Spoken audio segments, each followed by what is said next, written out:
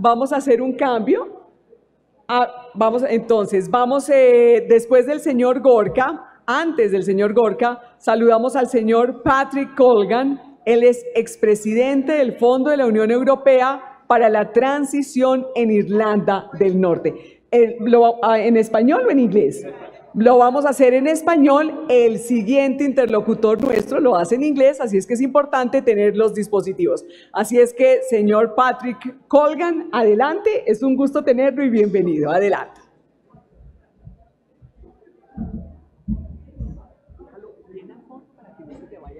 Claro. Muy bien.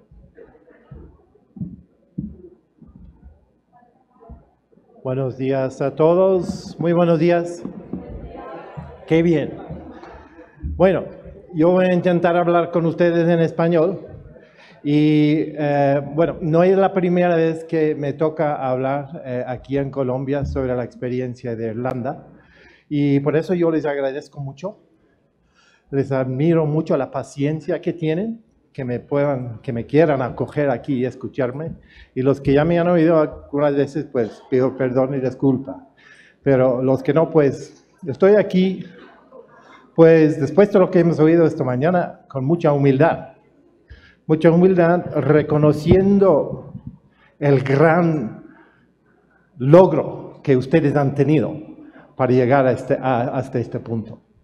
Y con grande admiración por el acuerdo que tienen ustedes, complejo, completo, ambicioso y que quiere transformar un país. Y con esa admiración y esa humildad estamos aquí no para enseñarles a ustedes nada. No es por eso que estamos aquí los representantes de la comunidad internacional. Estamos aquí para acompañarles y para animarles y para compartir con ustedes cuáles han sido nuestras experiencias. Y para que a ver si hay en esas experiencias algo que quizá les pueda interesar y que les pueda ser útil. A ver si me funciona ahí está. Vamos a comenzar. Yo les voy a contar un poco una historia, a ver si me acompañan en un pequeño viaje, un viaje a Irlanda. Y esta es la región, para que conozcan un poquito qué es.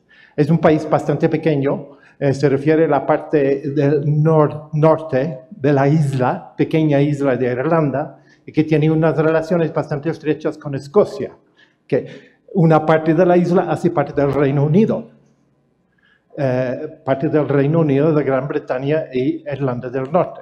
Y la otra parte de la región hace parte de la República de Irlanda. Y ahí está el problema, ahí está la tradición. Somos pocos ahí, unos 2 millones en esa región. En toda la isla son más o menos unos 6 millones. 25,000 kilómetros cuadrados, que aquí en Colombia ustedes tienen más de 1 millón de kilómetros cuadrados. Ustedes son 50 millones, nosotros ahí en esta región. Y esta es la zona más afectada por el conflicto, digamos. Somos, poco más de 2 millones. Pero en el mundo entero somos muchos. Tenemos una huella internacional bastante importante los irlandeses. Somos más de 80 millones. Y esto te puede dar un poquito la idea de cómo estamos repartidos en todo el mundo. O sea, son casi 40 millones en los Estados Unidos. Gente que se dicen irlandeses. En ese sentido, no era un conflicto que se limitaba a los confines de la isla, era un conflicto que tenía un impacto bastante internacional. Y el problema nuestro es que nosotros llevamos ya casi 800 años con el conflicto. El conflicto nuestro comenzó 800 años, con muchos hitos muy importantes a lo largo de todos esos años.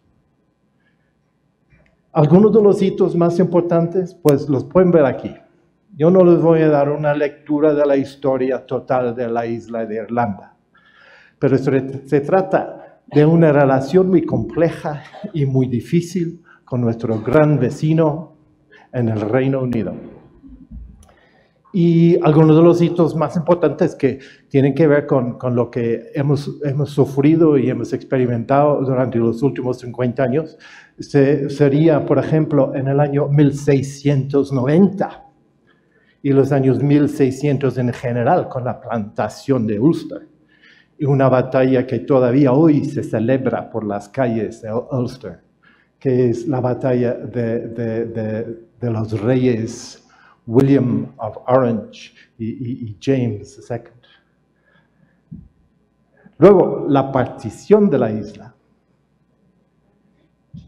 Es que el conflicto y la violencia ha hecho parte de nuestro ADN desde que todos podemos recordar. Y yo, como joven en Irlanda, nunca hubiera creído posible que pudiéramos llegar a una situación donde podíamos tener la paz. Estamos ahora llegando a los años más recientes, 1998, y en eso tenemos 20 años ahora con nuestra paz. Es un paz imperfecta, un acuerdo muy sencillo, unos 35 páginas, comparado con el de aquí, que es mucho más complejo. Y este acuerdo pues nos ha servido bastante bien, a pesar de todas las limitaciones que tiene. Es un acuerdo que sigue vigente hoy. Y bueno, les voy a contar un poquito cómo es ahí. Pero antes de eso les puede dar una idea de lo que pasó a la población de Irlanda en el periodo de la Gran Hambruna a mediados del siglo 1800. Éramos una vez una población en la isla de unos 9 millones. Y a lo largo de unos 5 o 6 años, esa población se redujo a unos 6 millones. Y esta era la base del conflicto y de la inmigración.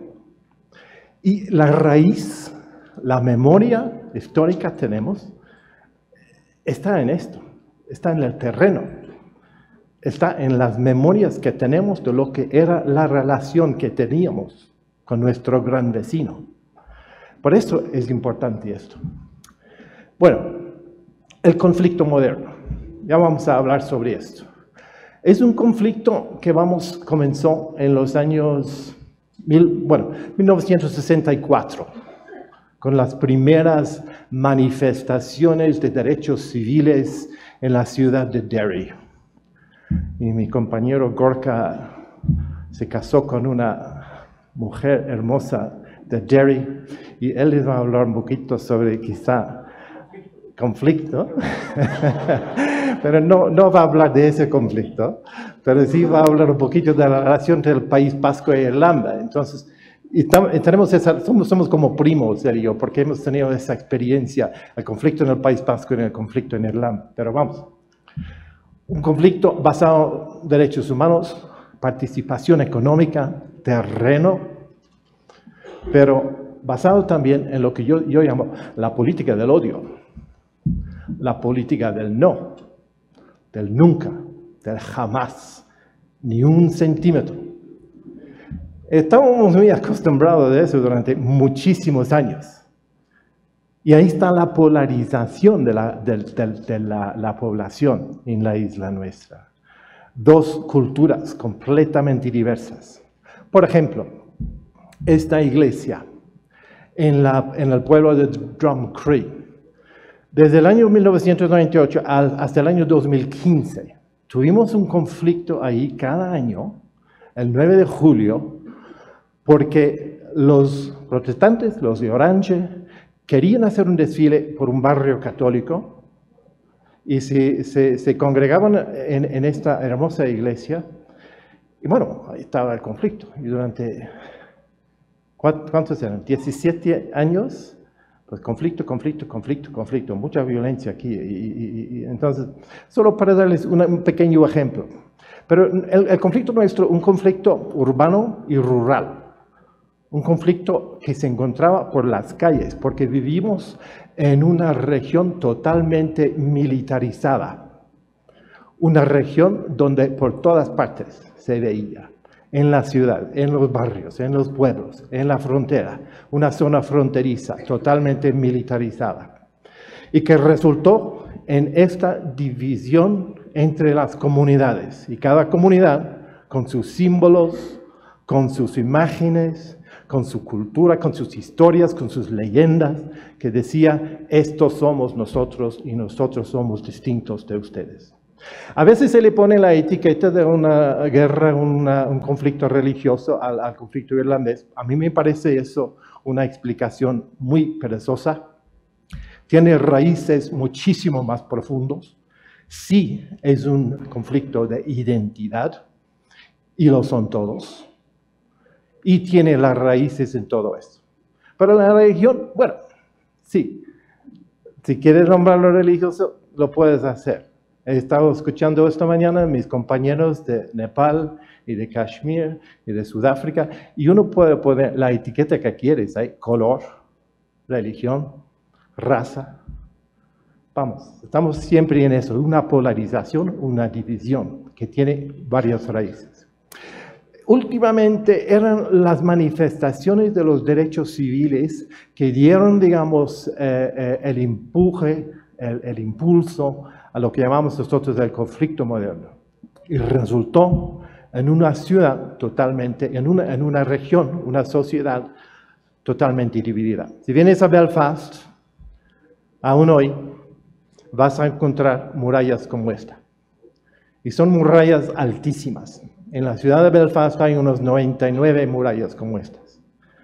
Y por toda la región tenemos lo que llamamos murallas, pero no son murallas visibles, no son murallas que se puedan tocar y ver, pero uno sabe exactamente dónde se encuentra, por varias razones. Y eso ha sido nuestro patrimonio, lo que hemos heredado. Y vamos, eso lo ves aún hoy, 20 años después de la paz, 20 años después del acuerdo.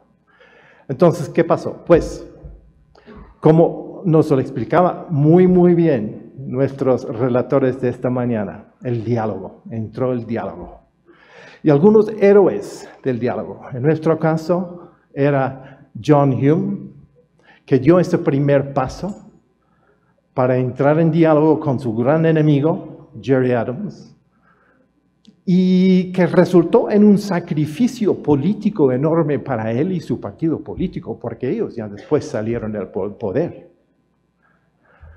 Pero era la base sobre la que se pudo construir la resolución de nuestro conflicto de 800 años.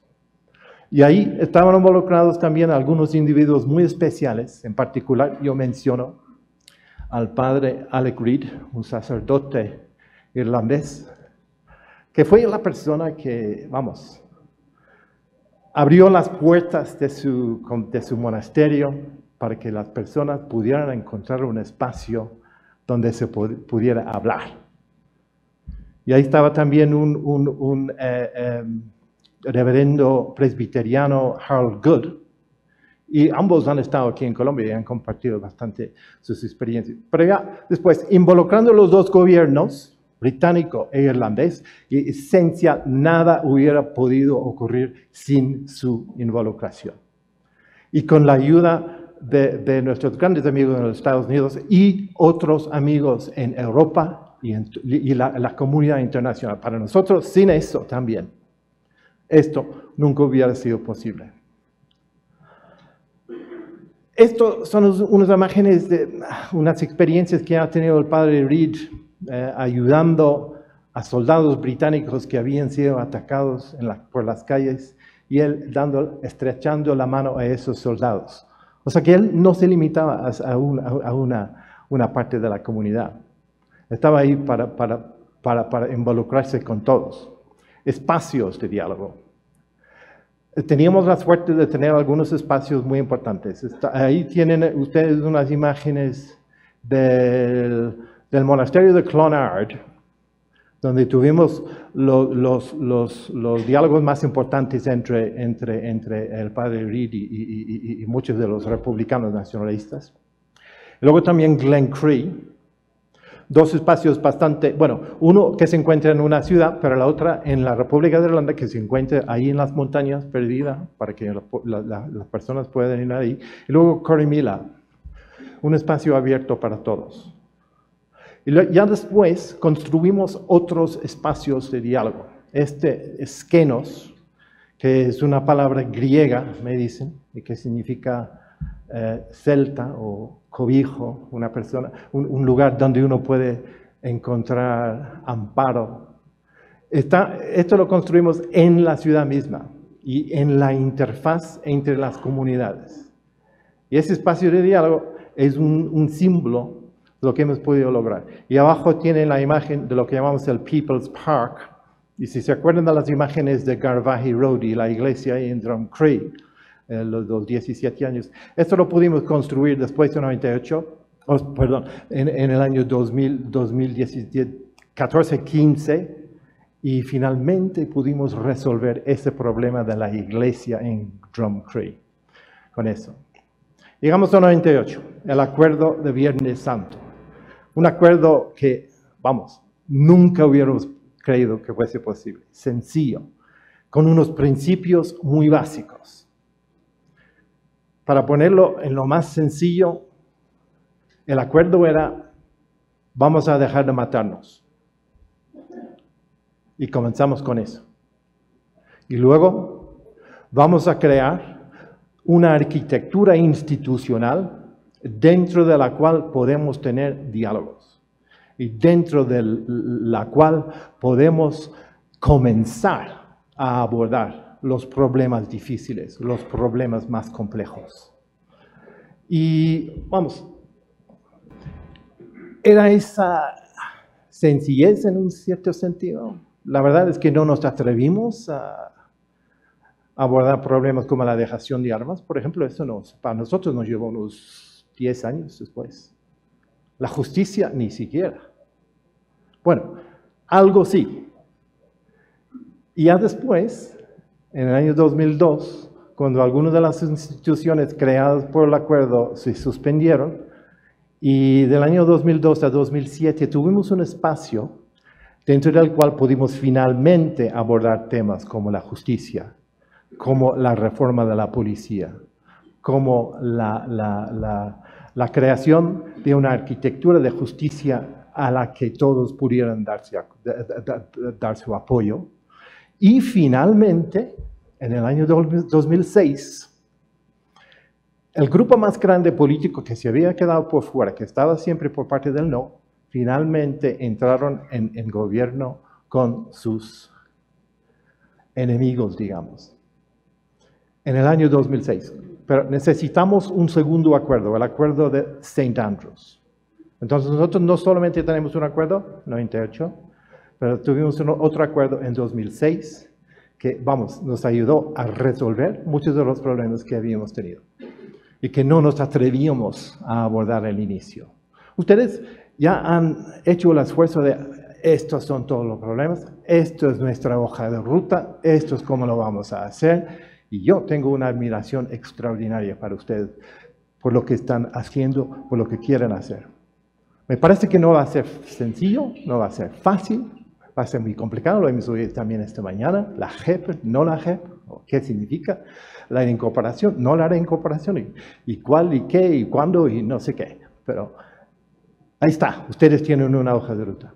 Y la verdad es que ustedes lo están haciendo ahora 20 años después de nosotros. Yo creo que ahora nunca nos dejarían escapar con el acuerdo que tuvimos nosotros. Plebiscito. Nosotros tuvimos 2 referendas. Con mucha alegría constatamos que todos estuvieron de acuerdo, que esto sí que era necesario. Muy brevemente, el acuerdo, 3 ejes. Los problemas dentro de la zona más afectada por el conflicto, Irlanda del Norte, en primer lugar. Segundo, las relaciones entre Irlanda del Norte y la República, el segundo eje. El tercer eje, las relaciones entre la isla de Irlanda y la isla de Gran Bretaña. Esos eran los 3 ejes. E instituciones y arquitecturas para abordar eso.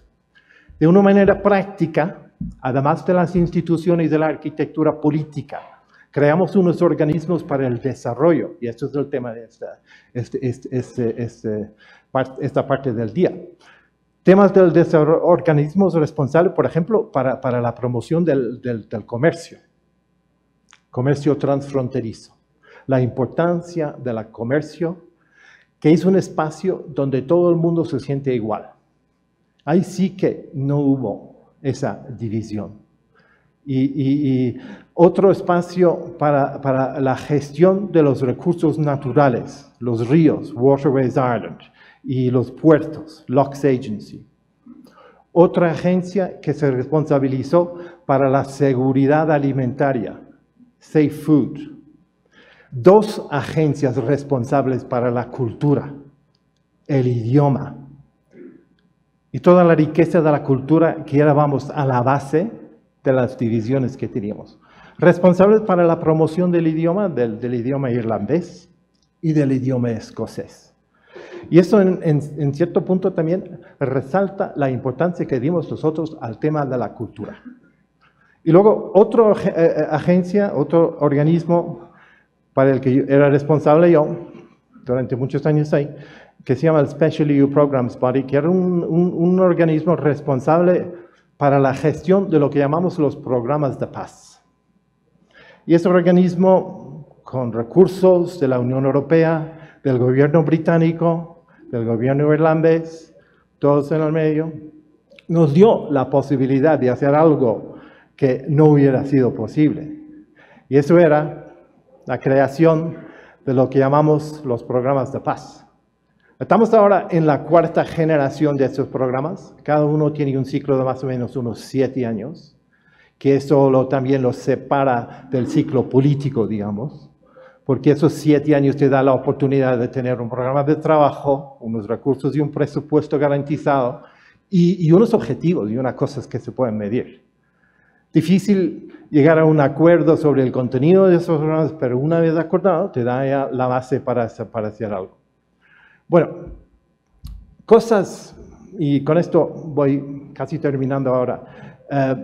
Todo eso nos ha enseñado a nosotros el valor y la importancia de preguntarnos qué estamos haciendo y cómo sabemos si lo estamos haciendo bien o no. Y nos dimos estos 5 pilares, estos 5, principios básicos que nos dieran a nosotros una respuesta a la palabra qué significa la reconciliación en una sociedad tan polarizada y tan dividida. El primer pilar se refiere a la importancia de cambios sociales, económicos y políticos dentro de la región. Esto quiere decir, sin transformación económica social, sin abordar el tema de la participación de las oportunidades de los derechos civiles, no hay reconciliación, no hay reconciliación. Y con esto se comienza. El segundo pilar para nosotros era la importancia de empoderar a las comunidades locales y de construir relaciones positivas dentro de esas comunidades. Y eso era también lo que a veces se refiere a la convivencia. ¿Cómo llegamos a entender qué significa convivencia? Tercer pilar, abordar el pasado. Quizá la cosa más difícil que hacer. Pero así que aquí estamos, todo el tema de la verdad, todo el tema de la justicia, todo el tema de las víctimas, quién es víctima. Tuvimos un debate enorme en Irlanda del Norte sobre quiénes son las víctimas. ¿Son los excombatientes? ¿Son los que sufrieron a manos de los grupos armados? ¿Son los que sufrieron a manos de las fuerzas del Estado? ¿Quiénes son? Y eso nos dividió durante muchos años. Pero ahora sí hemos llegado a entender que la verdad es que todos somos víctimas. Y lo más importante para nosotros era dar la voz, que se les oiga, que se les escuche a todos. Y eso era muy importante. Todavía no hemos resuelto el problema de la justicia, estamos todavía con él. Y me interesó mucho la discusión de hoy sobre la JEP, por ejemplo. Y, bueno, estamos todavía con eso. Perdóname. Y el cuarto pilar sería la importancia de hacer el esfuerzo de formular una visión de un futuro compartido, interdependiente y justo, y finalmente llegar a una situación donde se puedan cambiar fundamentalmente nuestras actitudes y nuestra cultura para tener una sociedad pluralista, independiente. Respetamos los unos a los otros y que empoderamos a la gente a que se pueda mover adelante. Bueno, logros en cada uno de los 5, algunos de ellos todavía estamos en eso muy difícil, pero vamos, yo creo que después de 20 años podemos decir que nuestra paz sigue vigente. ¿Ha desaparecido el conflicto? No. ¿Está menos polarizada la sociedad? Pues sí, pero sigue siendo polarizada la sociedad nuestra, sigue siendo dividida. Pero se han transformado, y estos son imágenes de unas cosas que nosotros no hubiéramos nunca creído que fuesen posibles. El señor Ian Paisley, el doctor Ian Paisley con Martin McGuinness, jefe de la IRA, jefe del partido, digamos, totalmente opuesto a todos los procesos de paz, se unieron, llegaron a ser grandes amigos y formaron un gobierno en el año 2007. O sea que esa transformación, imposible verlo. La economía de Irlanda. A partir del acuerdo de paz, el PIB de la República de Irlanda ha aumentado por 3 veces. O sea que un aumento de 300%. Índice de paz. ¿Sí ves? A este mapa, índice global de la paz, y puedes ver un punto pequeñito allá en el noroeste de Europa, está señalado en verde, no porque es Irlanda, sino porque finalmente ha llegado la paz ahí. Tenemos la paz, pero tenemos y seguimos con unos retos enormes. Estas divisiones las tenemos todavía. Las puertas en las murallas las estamos abriendo mucho más frecuentemente. Estamos trabajando con las comunidades en los dos lados de las murallas. Están hablando entre sí. Y tenemos el objetivo de que dentro de unos 10 años vamos a poder desmontar estas murallas. Pero eso es difícil. Pero esto es nuestro reto, nuestro desafío, y esto es lo que nos queda por delante para nosotros. Muchísimas gracias por su paciencia. Les dejo con esta imagen.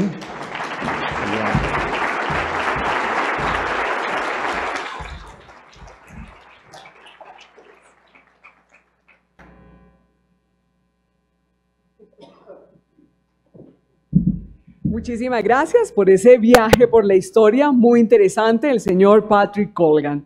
A continuación, la exposición de Gorka Espayu. Él es profesor del Centro Interdisciplinario de Estudios de Montreal. Adelante, señor Gorka.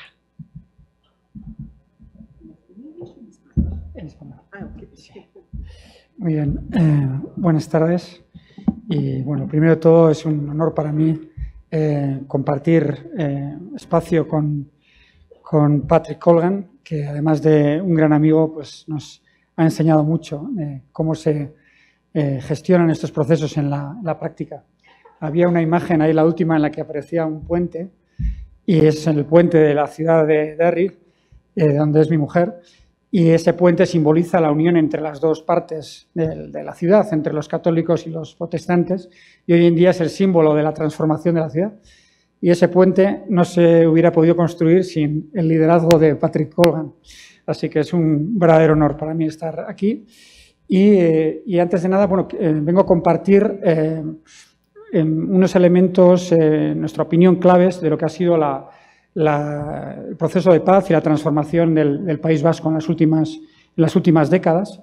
Y también lo hago de la misma manera que lo hacía mi compañero Patrick Colgan, desde la humildad. Quiero decir que, por favor, entiendan todos nuestros comentarios desde esta perspectiva. Y además he aprendido estos días, en conversaciones con nuestros compañeros, que la humildad es el requisito fundamental para la innovación. Esto nos lo explicó ayer Jean-Paul Lederac, y era algo una intuición que yo creo que teníamos mucho, pero lo explicó de una manera tan convincente que yo creo que pueden ver a lo largo de mi exposición. Intentaré por lo menos que vean en la práctica esa conexión. Y otro compañero nuestro, Robert, Estados Unidos, también nos decía cómo estos sistemas complejos, estos retos tan importantes como la paz en Colombia y en el País Vasco, solo pueden abordarse desde la humildad, ¿no? Desde la aceptación de que nuestra capacidad para contribuir pues siempre es muy limitada. Bueno, con estas palabras simplemente quería traerles también una historia muy parecida, o en algunos casos con muchos elementos similares a la de Irlanda del Norte, con grandísimas diferencias, por supuesto, y también con elementos muy diferentes a la situación en Colombia, pero con otras cuestiones que pueden ser de interés. Básicamente, mi intervención en relación con los retos del desarrollo tiene que ver con los elementos que hay en esta imagen. Si ustedes van hoy al País Vasco, lo que verán y lo que les dirán es que el País Vasco está asociado a esta imagen del Museo Guggenheim, que transformó unas zonas de la ciudad que estaban muy deprimidas, zonas de una ciudad que en los años 80 pues, sufría las tasas de desempleo más altas del sur de Europa, con un colapso de la industria pesada, en un contexto de 40 años de dictadura, en el que finalizaban 40 años de dictadura, y en un contexto de violencia abierta, en el que había atentados, muertes y secuestros de forma semanalmente, ¿no? Esas son las imágenes en blanco y negro que figuran en la parte de abajo de la fotografía. Pero curiosamente, hoy en día, cuando van ustedes a Bilbao, al País Vasco, normalmente les hablan de esa imagen del Guggenheim, que representa la transformación, pero le hablan poco de las imágenes en blanco y negro. Hasta el punto de que ya nadie se acuerda que cuando se inauguró ese edificio, el día anterior ETA quería poner una bomba para atacar la inauguración de ese museo, y murió una persona en ese atentado. Esa es la imagen del periódico. Hoy en día, la fuerza de la transformación en el País Vasco ha hecho que ese hecho, que en cualquier otro lugar, ¿no?, que hubiera abierto un atentado, una muerte el día de la inauguración de un edificio como este, hubiera tapado la fuerza de cualquier inauguración. Sin embargo, la fuerza de la transformación ha sido tan importante que, pues que hoy en día hablamos más de la parte de arriba que de la parte de abajo. Y en el ámbito de la paz, pues fuimos capaces también desde una perspectiva social, crear las condiciones para que la violencia no tuviera lugar. Y bueno, pues esas imágenes son recientes, desde hace unos años, en los que pudimos convocar a expertos internacionales y a los agentes sociales y políticos del País Vasco, y fruto de esa conferencia de paz pudimos ver el final de la violencia. La cuestión es, en mi opinión, es cómo se produce este proceso, pero sobre todo, ¿por qué se produce este proceso? Porque tenemos muchísimos análisis del cómo se desarrollan iniciativas, cómo se desarrollan los procesos de diálogo, cómo se conectan determinados elementos. Pero sabemos muy poco del por qué. Y esta es un poco la cuestión que me gustaría abordar, porque sin el por qué es muy difícil conseguir aprender realmente qué es lo que hay detrás de esos procesos. Unos datos simplemente. En ese contexto de violencia, de atentados, que durante décadas, el País Vasco fue capaz de transformar su economía de una forma espectacular. Es decir, la renta per cápita, ahí viene en este gráfico, a pesar de la violencia, aumenta de una forma espectacular hasta el día de hoy, en el que el País Vasco es una de las regiones dentro de la Unión Europea con una renta per cápita más alta. Como digo y recalco una y otra vez, a pesar de una situación de violencia abierta y a pesar de una situación en la que la inversión extranjera no llegaba por esa situación de violencia. Pero lo más curioso y lo más interesante es que se produce esa transformación económica al mismo tiempo que una transformación social. Es decir, se le va dando la vuelta a la situación económica, pero no se genera mayor desigualdad, que suele ser lo normal en los procesos de transformación económica en un periodo corto de tiempo. En nuestro caso, conseguimos tener los índices de pobreza más bajos de Europa. Y no solo eso, sino que si tomamos el coeficiente Gini, vemos que en materia de educación, en materia de esperanza de vida, en materia de renta per cápita, como decía, el equilibrio de todos esos elementos hace una sociedad, digamos, con muchísimos problemas, evidentemente, a día de hoy, pero que ha conseguido transformarse de una forma profunda. Entonces, cuando decimos el cómo se ha transformado, cada uno cuenta la historia desde donde le interesa, ¿no? Y entonces lo que encontramos es que todos nos intentamos poner la medalla de que eso fue posible gracias a lo que hicimos nosotros. Y entonces, si uno estudia desde la parte económica, pues verá que los empresarios explicarán que eso fue gracias posible a los empresarios. Los políticos explicarán que fue gracias a los políticos y los activistas sociales, pues también diremos lo mismo. Y no hay una perspectiva de sistema complejo, no hay una perspectiva de decir cuál es la interrelación entre todos estos elementos. Y curiosamente, en el País Vasco, a día de hoy, nadie se pregunta cómo fue posible, en ese contexto de violencia, que existiesen una multitud de iniciativas extraordinarias. En esta imagen ven algunos ejemplos de ellas. En ese contexto de violencia, ¿qué es lo que sucedió? Pues sucedió que las instituciones públicas y privadas decidieron apostar por la inversión en manufactura y tecnología, cuando el resto de Europa había decidido que lo que había que hacer era invertir en servicios y olvidarse de la manufactura avanzada. Hoy en día sabemos que esa fue la decisión clave para que Alemania y el País Vasco pudieran alcanzar los niveles de desarrollo que tenemos. Pero una vez más, nadie se pregunta ¿por qué el País Vasco tomó esa decisión? El cómo ya sabemos que se tomó la decisión, pero no sabemos por qué se tomó esa decisión contra lo que estaba diciendo la Unión Europea, el gobierno español y las principales instituciones internacionales, el World Bank y muchos otros. También, ¿qué sucedió en ese momento? Que la sociedad vasca decidió algo absolutamente irracional, que recuperar la lengua vasca, que es una lengua que solo hablaba el 13% de la población, era absolutamente indispensable. En un momento en el que no había, la situación económica era terrible, la decisión de la sociedad vasca es que había que recuperar una lengua absolutamente minoritaria y que, bueno, no nos sirve mucho cuando viajamos a Colombia, por ejemplo. Pero otras iniciativas también extraordinarias, por ejemplo, las primeras modalidades de lo que se llama la renta básica, es decir, de cómo introducir unas rentas mínimas a las personas que no tienen ningún ingreso, en aquel momento, hace 20 años, se introdujo en el País Vasco de forma natural, en un consenso entre la izquierda y la derecha. Y una vez más, nadie se pregunta, ¿por qué?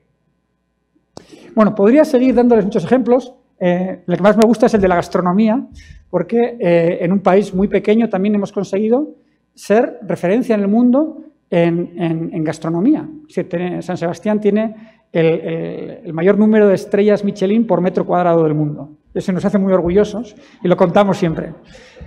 Y nos hemos convencido que genéticamente los vascos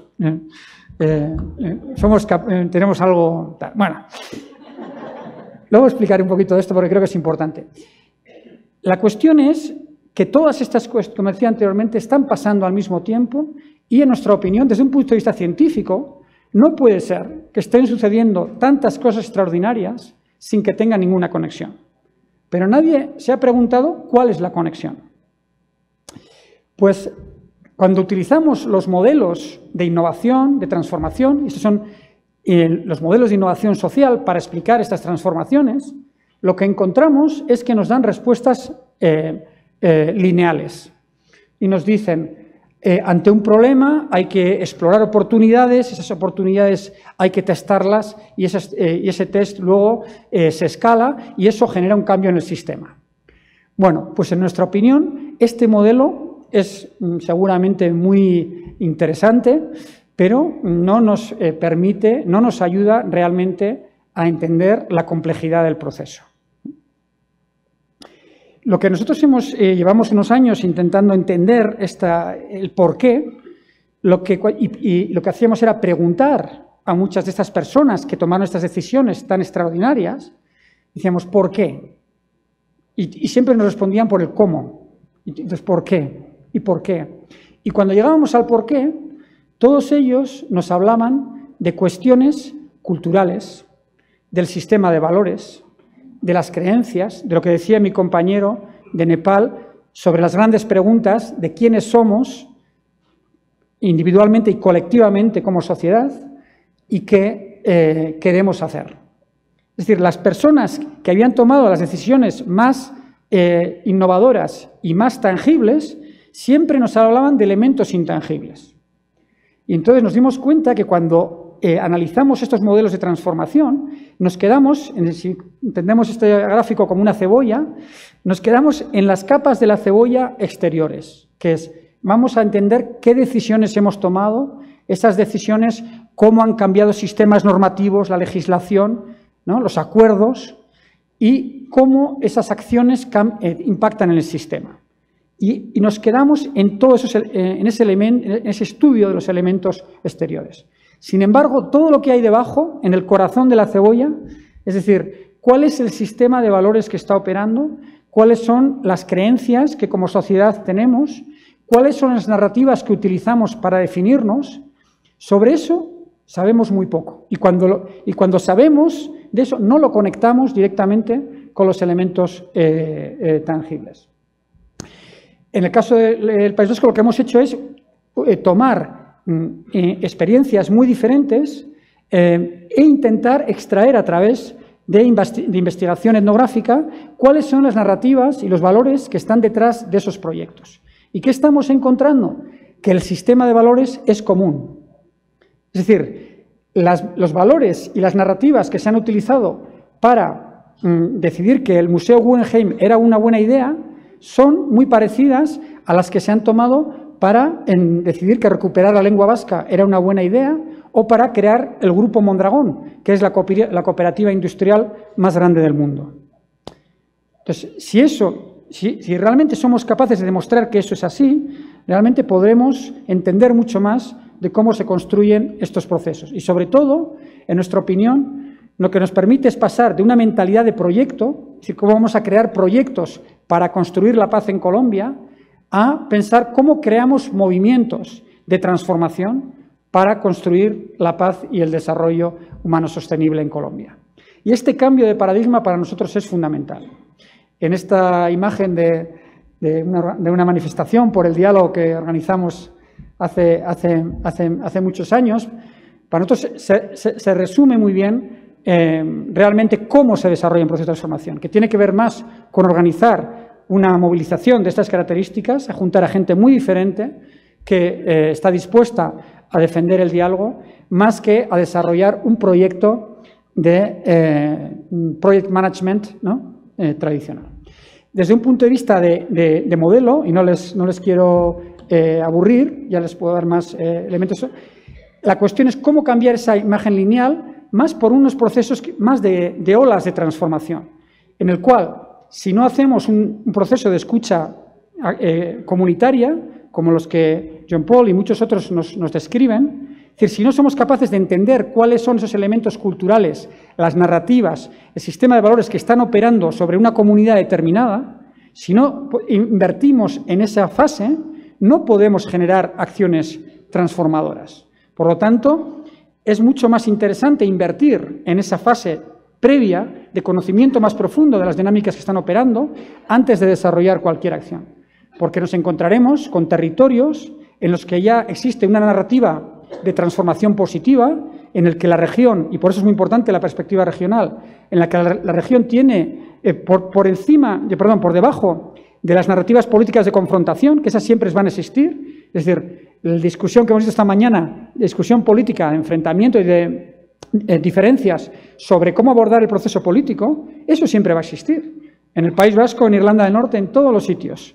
Es decir, que pensar que el proceso de paz va a transformar ese espacio de confrontación política, creemos que no es realista, no ha existido en ningún lugar del mundo.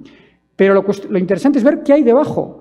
Si debajo de esas narrativas hay elementos transformadores que permiten realmente avanzar en la parte, digamos, sustancial, aunque en la superficie siga habiendo mucho ruido y mucho conflicto dialéctico. Por lo tanto, cuanto más seamos capaces de escuchar y de comprender esa dimensión cultural del proceso de transformación, mayor impacto tendrán nuestras acciones. Por eso decimos, cuanto mayor, aunque normalmente para el mundo empresarial la escucha les suene como muy etéreo, nosotros decimos, si ustedes quieren tener mayor impacto, la forma en la que escuchan las demandas comunitarias es fundamental, porque ustedes lo hacen continuamente en el mercado. Cualquier producto que quieren llevar al mercado tiene que estar conectado con la demanda del mercado. ¿Y qué es la demanda del mercado? Es las necesidades, las demandas, las aspiraciones que tiene una comunidad determinada. Y ellos saben que hay productos que lanzan al mercado que son muy eficientes, pero que nadie los compra, porque no están conectados con las percepciones y las demandas del mercado. Entonces, en otro nivel es trasladar esa experiencia a los procesos de transformación. Y, por lo tanto, la transformación nos parece mucho más interesante verla como estas olas muy difíciles de controlar, más que como esos procesos perfectos, ¿no?, que nos traen, este es el acuerdo, las 300 páginas, y estos son los 50 proyectos de desarrollo de cada una de las acciones del acuerdo. Cuando se analizan los procesos de transformación más exitosos, lo que nos encontramos son normalmente este tipo de olas. Y a partir de ahí el reto es construir modelos que puedan funcionar en esa clave. Nosotros hablamos de plataformas de innovación abierta que puedan integrar todos estos elementos. La escucha comunitaria, la co-creación, el prototipado, la escala, los nuevos modelos de gobernanza, los nuevos modelos de financiación, pero no solo en el ámbito institucional, sino en el ámbito comunitario también. ¿Por qué? Porque lo que está pasando normalmente en la mayoría de los casos es que la dinámica local se desarrolla en el ámbito local y la dinámica institucional se desarrolla en el ámbito institucional. Y en el medio hay intermediarios, que son organizaciones que tratan de conectar estos dos niveles. Sin embargo, cuando hay un proceso de escucha comunitaria, estos dos niveles pueden estar conectados. Y podemos tener acciones de nivel comunitario sin modelo de negocio, acciones de pequeña y mediana escala con modelo de negocio, acciones de larga escala con, digamos, de tipo empresarial o de tipo social o de tipo educativo, que están interconectadas. Y este es, como hemos discutido estos días en nuestras conversaciones, este es nuestro gran reto. Cómo integrar todos los elementos que están funcionando, pero que normalmente no acaban de tener el impacto que podrían tener si estuvieran conectados. La mala noticia es que luego esto parece algo más así, una cosa muy rara, que es muy difícil de llevar a práctica. Pero lo más importante para nosotros es la parte de abajo de este gráfico, que es cómo transformar narrativas individuales de quiénes somos a narrativas comunes y de ahí a narrativas transformadoras. Porque la narrativa transformadora significa una visión común, pero una acción conjunta. Y normalmente el mundo de la paz es muy bueno en la parte de la visión transformadora, pero no tan bueno en la parte de la acción transformadora. Y por otro lado, el mundo institucional suele ser muy bueno en la acción, pero no muy bueno en la parte de visión. Entonces, ¿cómo conseguimos conectar esos elementos? Son, en nuestra opinión, los elementos fundamentales de todos nosotros. Es decir, estos son los retos de Colombia, pero son los retos del País Vasco, los retos de Irlanda del Norte, son los retos de todos. Y finalmente, desde la humildad, permítame una pequeña provocación, que es decir, bueno, todas estas ideas tan raras, ¿cómo podrían tener algún tipo de estructuración en el futuro del proceso de paz en Colombia? Pues digamos que desde nuestra experiencia, y esto también ha surgido en los debates que hemos tenido estos días, es muy importante no quedarse atados en la dicotomía corto y largo plazo, como explicaba ayer Jean-Paul. Tenemos que operar en el corto, en el medio y en el largo plazo. Pero la cuestión fundamental es cómo combinamos los elementos culturales y los elementos más tangibles, lo que solemos llamar el software y el hardware, en los tres niveles, en el nivel de corto plazo, en el medio y largo plazo. En el corto hay cosas que tenemos que hacer, que son, ¿no?, que tienen que ver con la reforma agraria, con la implementación de los acuerdos, cosas que hay que hacer y que no son indispensables. Pero la gran cuestión es cómo empezamos a pensar ya en el medio plazo y en el largo plazo. Y en nuestra opinión, el largo plazo tiene que ver con el modelo de desarrollo, lo que el mundo empresarial denomina el sistema de competitividad. Y en nuestra experiencia es muy importante participar en ese debate desde hoy, porque si no habrá una mesa en la que se hablará de modelo de desarrollo y de competitividad y en otra mesa en la que se hablará de temas sociales. Y como ustedes saben, donde se toman las decisiones de verdad es en la mesa de competitividad. La única manera de integrar realmente las dimensiones que estamos hablando es que desde el mundo de los derechos humanos, de la paz, desde la transformación social, también participemos en ese modelo de cuál es ese modelo de competitividad. Y para nosotros, cuando hablamos de competitividad, hablamos de equilibrio social, de lucha contra la desigualdad.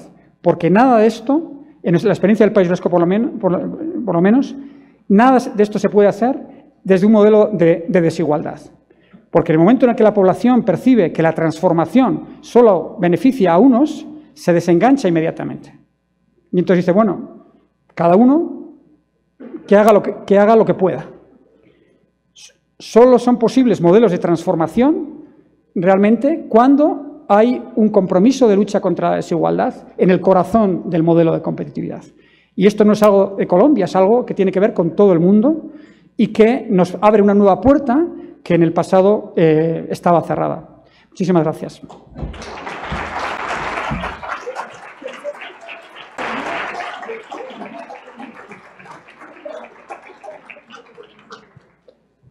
Bueno, pero a Gorka nos quedó debiendo el tema de la comida, de los pinchos, los restaurantes, ese paseo gastronómico. Y ahí además estaba buscando ahora un tema muy interesante, Gorka, que es la educación en el País Vasco.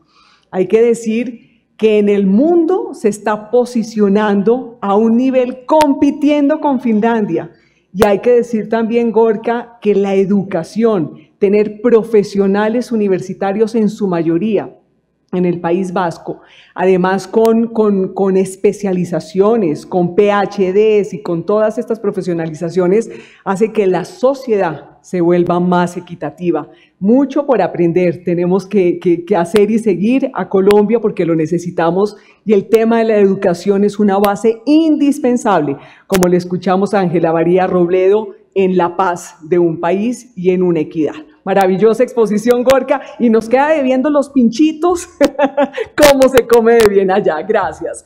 Vamos entonces y seguimos ahora con el segundo debate en la mañana. A todos muchísimas gracias por la paciencia, extraordinarias posiciones, visiones de paz de cada uno de los países. Y vamos ahora con esta segunda jornada. Tenemos nuestros panelistas, a quienes los invito en aras de un buen manejo del tiempo y que se vayan subiendo al escenario. Elena Díez, directora ejecutiva del ejercicio de planeación de escenarios, Visión Guatemala y experta en diálogo y planificación estratégica. Elena, además, la acompañamos, como lo decíamos en un inicio, por la tragedia que vive en este momento Guatemala, nuestra solidaridad. Nos acompaña también Lina Ibáñez, directora ejecutiva, Bitácora y Territorio. Está también Rubén Darío Lizarralde, exministro de Agricultura y quien hace parte del equipo de campaña de Iván Duque. Nos acompaña María Mercedes Maldonado, exsecretaria de Hábitat de Bogotá, codirectora programática del equipo de campaña de Gustavo Petro, y este panel lo va a moderar María Lucía Méndez, directora de Empresas y Construcción de Paz de la Fundación Ideas para la Paz. Así es que ya los dejamos con este último conversatorio. Muchísimas gracias y comenzamos, María Lucía. Gracias.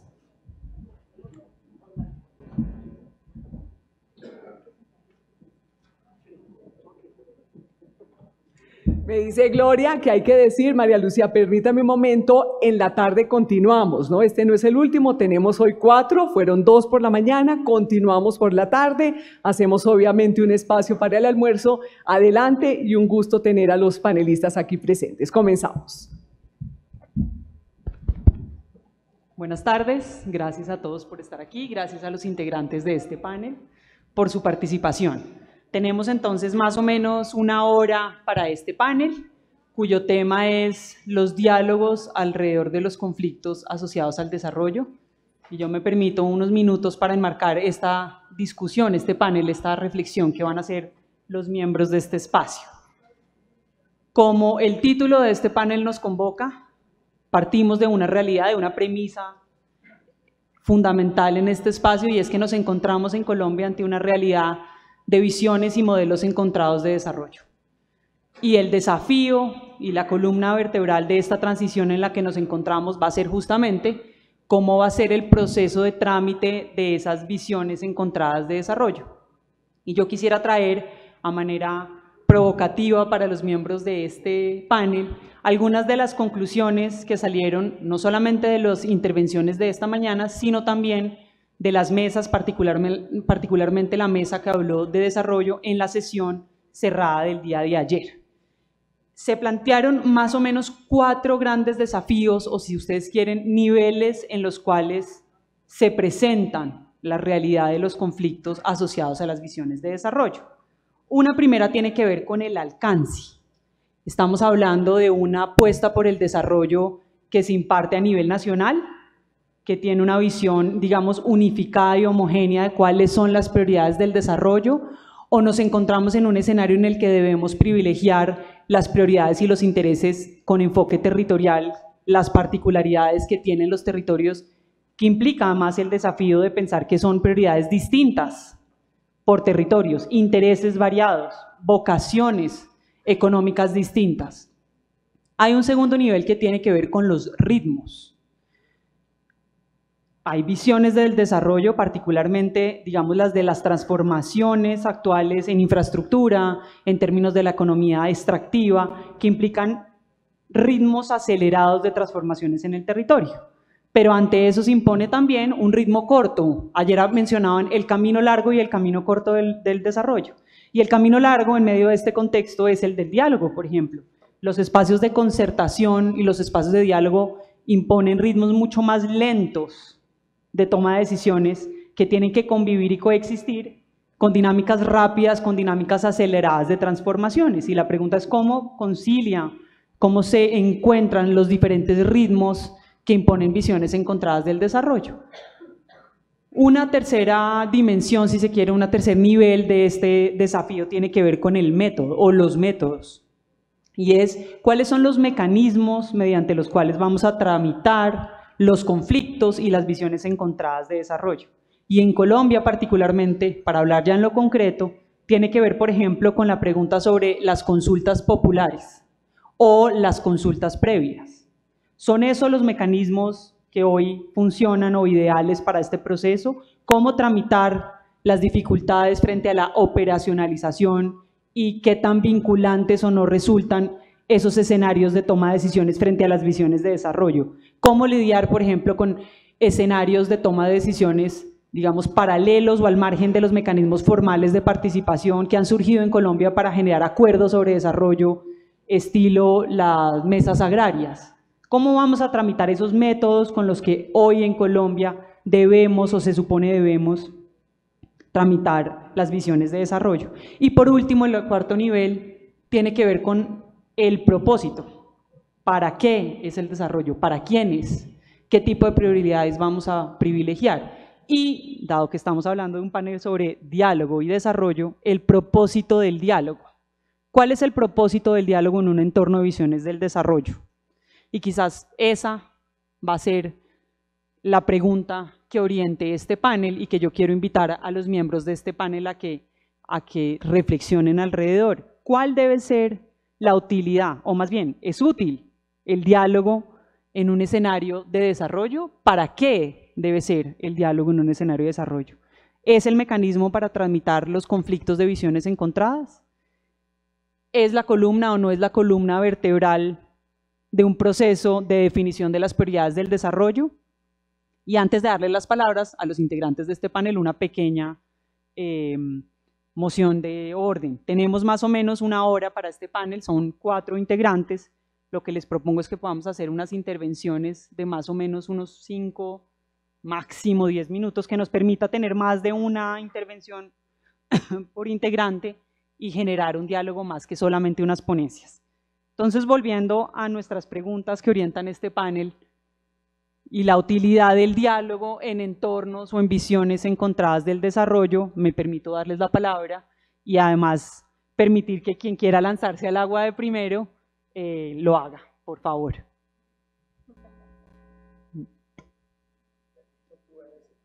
Sí, doctor Lizarralde, por favor.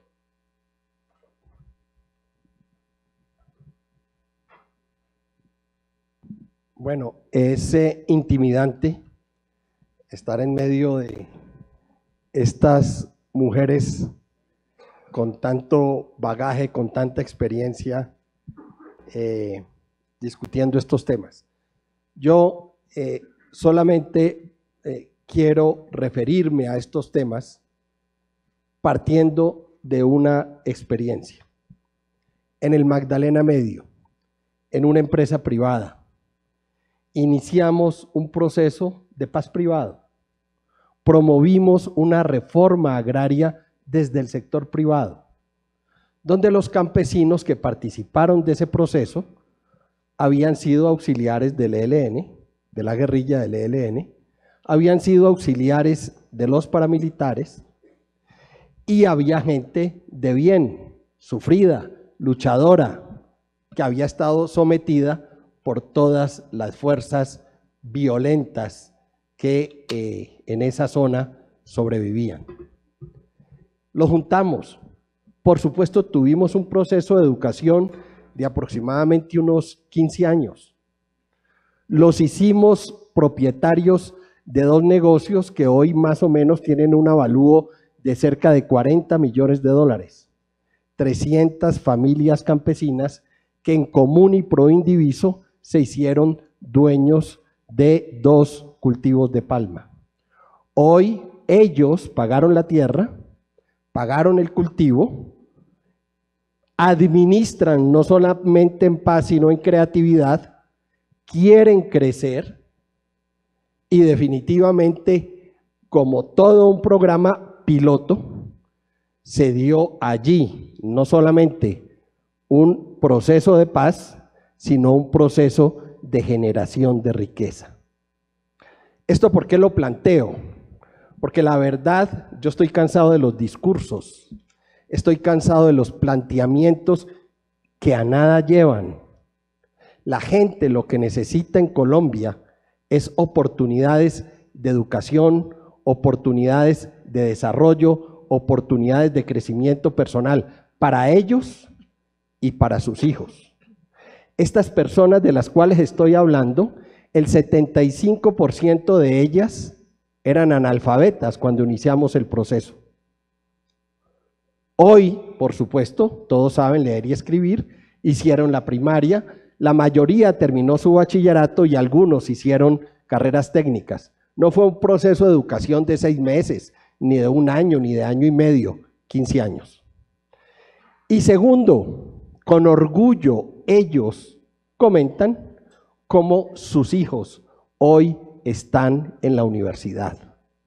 De modo que generamos ahí, en el Magdalena Medio, todo un proceso de construcción de país sobre una base objetiva, y es la oportunidad de que un conglomerado de personas, a través de un proceso educativo y a través de una estructuración de un negocio, entren a la vida del capital, entren a definir sus propias vidas, entren a definir también y a plantear espacios, no solamente políticos, sino también económicos dentro de la región y por supuesto dentro del país. De modo que como inicio, como planteamiento inicial, eso quiero por ahora dejar planteado en este foro. Sí está. Muchas gracias, doctor Lizarralde. Vemos entonces muy interesante su postura sobre, al menos en esta primera intervención, sobre una visión de desarrollo que parte de oportunidades concretas y claras, productivas y oportunidades educativas como un modelo de desarrollo en los territorios. Le doy la palabra que me la ha pedido a la doctora Elena Díaz, que nos cuente su experiencia. Bueno, muy buenas tardes, creo que son ya a todos. Sí, mejor. Bueno, muy buenas tardes a todos y a todas. Para mí es un placer estar de nuevo en Colombia, luego de estar acá bastante tiempo y de conocer en alguna medida este proceso que ustedes han tenido ya durante tantos años. Yo quisiera decir, desde la experiencia que hemos tenido en Guatemala, tuvimos un proceso de alguna manera similar al de ustedes. Por muchos años, nuestra guerra no duró 50, sino 36 años, pero fue muy cruenta, fue muy difícil, con mucho dolor y parecida en ese sentido, y llevamos 20 años de estar lidiando con los procesos de reconciliación y todavía son procesos que le cuestan y que son difíciles. Ustedes saben todos que la firma de la paz no es el fin del conflicto, eso ya lo sabemos todos. Pero para mí, en el tema del desarrollo, lo que es muy importante es que la firma de la paz implica trasladar el diálogo de alguna manera desde de un diálogo que se estaba dando entre los dos actores en pugna, en este caso las fuerzas revolucionarias de Colombia y el gobierno, pero ahora es un momento de mucho entusiasmo, pero también de desafíos enormes, porque ese diálogo se está trasladando hacia la sociedad civil y hacia diferentes organizaciones. Habiendo dicho eso, y refiriéndome a las preguntas que nos hacías, yo quisiera empezar por la última pregunta. ¿Cuál es el propósito del diálogo? El propósito del diálogo en términos generales y específicamente para el ámbito rural, el diálogo es útil para muchas cosas, pero ante todo es un instrumento para la democracia y es una práctica democrática, eso en primer lugar. En segundo lugar, ya nos decía el doctor Zamudio esta mañana cómo hay una diferencia sustantiva entre lo que es un diálogo y un debate. El diálogo realmente sirve para escuchar al otro y para construir juntos una nueva realidad. Eso es esencialmente. El diálogo no es encontrarse para producir o para recordar lo anterior, y si se recuerda con esa memoria que sirva para construir algo nuevo. Estos procesos, particularmente cuando se trasladan hacia la sociedad civil y en el campo, hay un tema fundamental que ya se ha tratado acá y que lo decían mis predecesores, y es el tema de la participación. El diálogo, al ser una práctica democrática, trae a colación otros actores que no estaban presentes o no estaban lo suficientemente presentes en el territorio. Y lo que implica es que se van a escuchar muchas más voces, muchos más interlocutores de lo que había antes.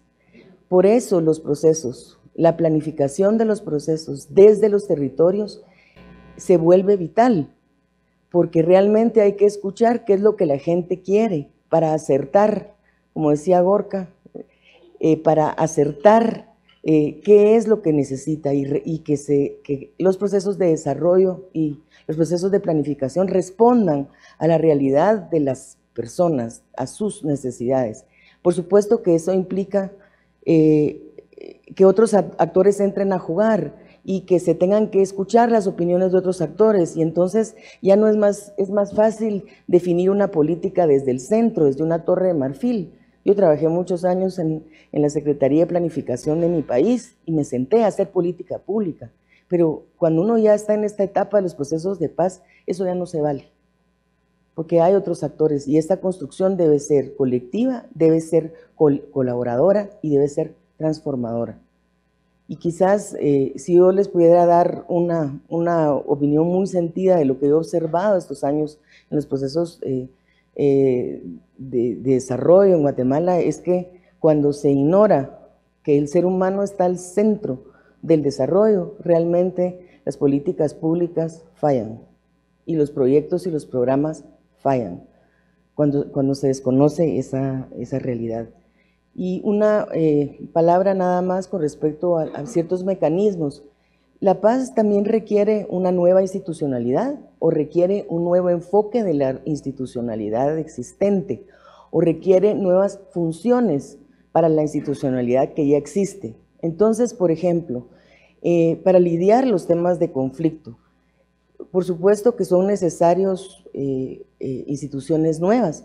No, desconozco la situación de Colombia, no sé si ustedes tienen sistemas de desarrollo, si tienen unidades de mediación. Si no las tienen, de repente es una buena idea pensar en cómo fortalecerlas o estructurarlas. En el caso de Guatemala, luego de la firma de los acuerdos y unos 4 años o 5 años después, tomamos la decisión de establecer un sistema nacional de diálogo permanente adscrito a la Presidencia de la República, porque entendíamos que las demandas de la población iban a venir de todos lados y que no las iba a poder resolver un equipo mágico de superhombres o supermujeres para atender los procesos de diálogo de una forma separada, sino que la atención y la gestión a los diálogos debía de responderse desde la institucionalidad del Estado, ¿verdad? Y porque los procesos de la conflictividad iba a ser nuestro pan diario de cada día. Primero los conflictos netos de la paz, después iban a ser los conflictos de tierras, después iban a ser los conflictos, ahora son conflictos mineros y son conflictos principalmente de las demandas no resueltas. O sea, la gente está llegando, te cierra una calle, un grupo de campesinos porque no se le atendió una demanda de agua o porque no los recibió el gobernador para atender algo. Entonces, la conflictividad es un tema que es latente y que hay que buscar una institucionalidad también de largo plazo para que pueda resolverse. Ahí me quedo. Muchas gracias, Elena Díez. Recojo que creo que es importante para esta reflexión que estamos haciendo, sobre todo lo que dices frente a elevar el diálogo a nivel institucional a más alto nivel, que creo que sería interesante sus reacciones a los demás participantes sobre esta idea, y también recoger algo que se conecta con las intervenciones de esta mañana, y es la idea de poner en el centro de las discusiones sobre desarrollo al ser humano, que me parece interesante, con 3 valores que recoge de tu intervención: un diálogo que sea colectivo, colaborativo y transformador. Lina, tienes la palabra. Gracias, Malu. Yo quiero partir también un poco de lo que Elena menciona, y es, creo que no podemos olvidar el contexto actual en el que estamos. Es que no estamos hablando de desarrollo, estamos hablando de desarrollo en un contexto en el que Colombia está haciendo una transición del conflicto hacia una oportunidad de vivir en paz. Entonces, cuando hablamos del desarrollo en una zona de conflicto que tradicionalmente ha vivido en conflicto, que lleva más de 50 años resolviendo los temas de conflicto, pues tú no puedes abordar el tema de desarrollo como has abordado la agenda de desarrollo en las ciudades o como lo has abordado en las regiones que han sufrido menos el conflicto. Y creo que ahí el diálogo no es una alternativa, el diálogo es una obligación. Si no empezamos por conversar con las personas y entender y acercarnos y generar confianza en esos territorios, todos esos conflictos que Elena dice que persisten y que van a seguir existiendo, pues van a estallar y van a continuar generando unas violencias y van a continuar derivando en unos problemas que incluso pueden ser peores que los que existen o existían hace unos años. Cuando tú empiezas a tratar de comprender un territorio de estos, no sé, un territorio como el Bajo Cauca, como el norte de Antioquia, y empiezas a ver las dinámicas que se viven allí, unos campesinos que están tratando de salir de las economías ilícitas, que han empezado un proceso de erradicación, pero que resulta que no inician un proceso de sustitución porque está demorado, porque la institucionalidad no funciona tan rápido, que no saben qué hacer, pero que además se ven enfrentados al día siguiente a una crisis por una hidroeléctrica que, claro, es un proyecto estratégico de la nación, pero ahí es donde viene el tema y el enfoque territorial. Y entonces, ¿cuáles son las soluciones pertinentes para ese territorio cuando tenemos que balancear los proyectos estratégicos de la nación y los enfoques territoriales que realmente van a permitir que estas personas confíen de nuevo en las instituciones locales, regionales, nacionales, que generen confianza entre ellos, que generen confianza con un sector privado que tiene que cambiar la estrategia? Un sector privado que tiene que acercarse para generar valor compartido en esas comunidades, que no es simplemente, claro, por supuesto no puede dejar de ser rentable, no puede dejar de generar negocios, es más, entre más negocios genere mejor para esas comunidades, pero siempre y cuando sea con un concepto de vamos a compartir el valor que generamos acá entre todos. Y ahí me lleva a la pregunta que hacía Gorka al final, y es hasta dónde… ¿Cómo vamos a hacer para dialogar entre competitividad y los temas sociales? Y es que no podemos seguir manejando una agenda de competitividad que no articule con una agenda que busque reducir la desigualdad social. Esos no pueden seguir siendo temas separados, tenemos que empezar a mirar cómo los vamos a articular en una misma agenda.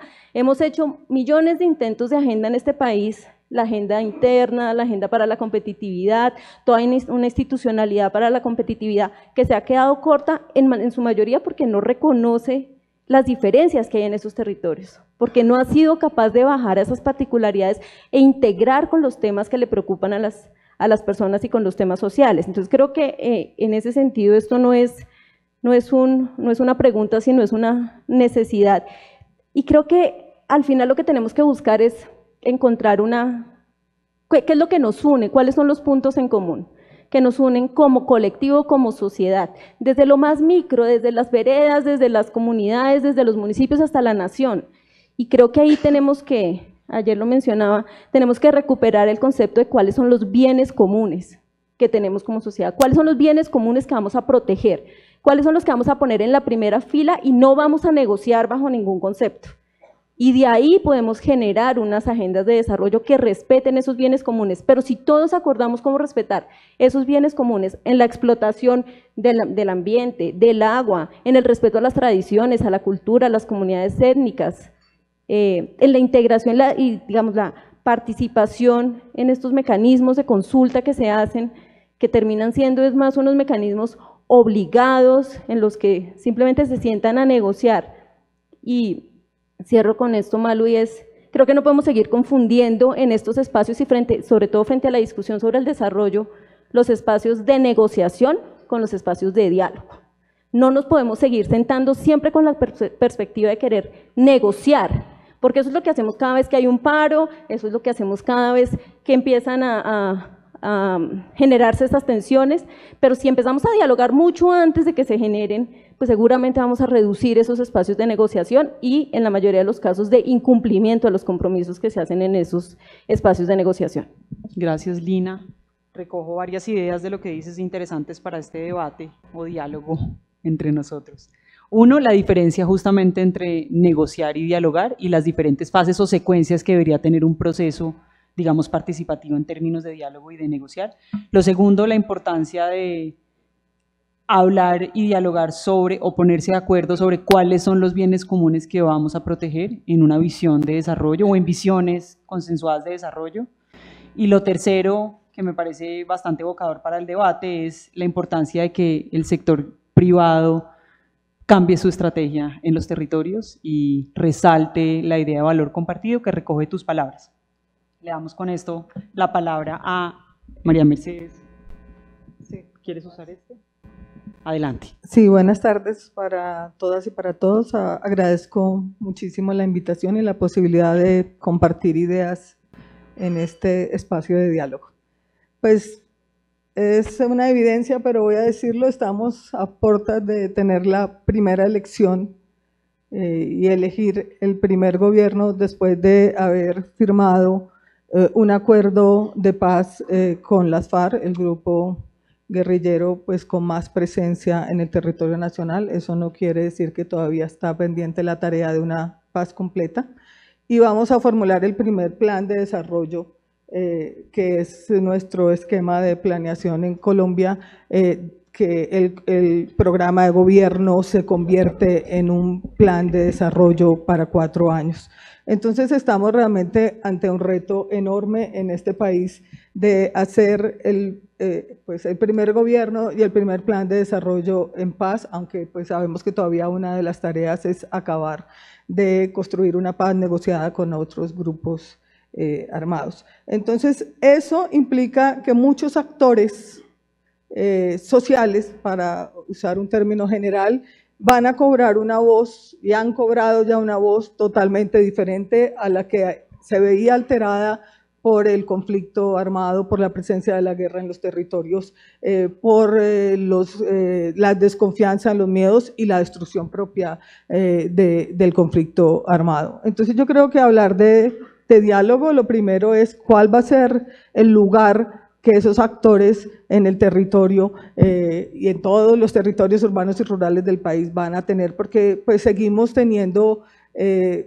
apuestas sostenidas, pero al mismo tiempo tareas pendientes en temas como los derechos territoriales de comunidades o pueblos indígenas y comunidades afro. Desde la Constitución del 91, eso fue un gran pacto que todavía seguimos sin cumplir. Todo el tema la reforma agraria, o sea, los derechos del campesinado, de la producción campesina unida a la gran producción empresarial que evidentemente se necesita en el acceso a la tierra, en la formalización de la tierra, y también a nivel urbano muchísimas ciudadanías, comunidades jóvenes, mujeres, también rurales, un tema crucial de las mujeres que hoy están cobrando una voz distinta, y la pregunta es ¿qué capacidad de diálogo?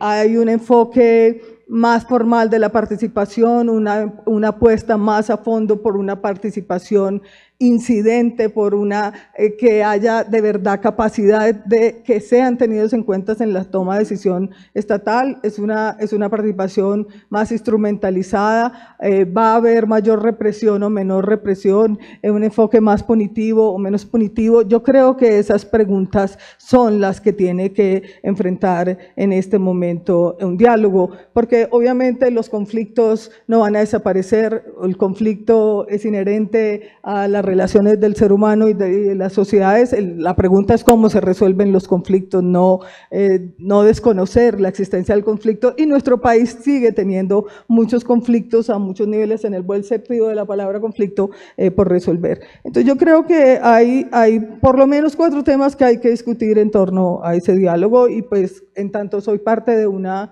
de las campañas de las presidenciales que todavía sigue en el juego. Entonces voy a hablar un poco de lo que nosotros vemos en ese tema.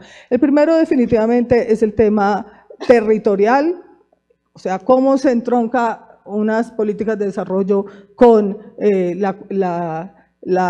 tipo de concepción y la diversidad de procesos territoriales que hay. De nuevo ahí todavía seguimos discutiendo cuál es la pertinencia de una reorganización territorial desde el punto de vista político-administrativo. De nuevo, todos los temas de derechos territoriales de comunidades o pueblos indígenas y étnicos y de las comunidades campesinas.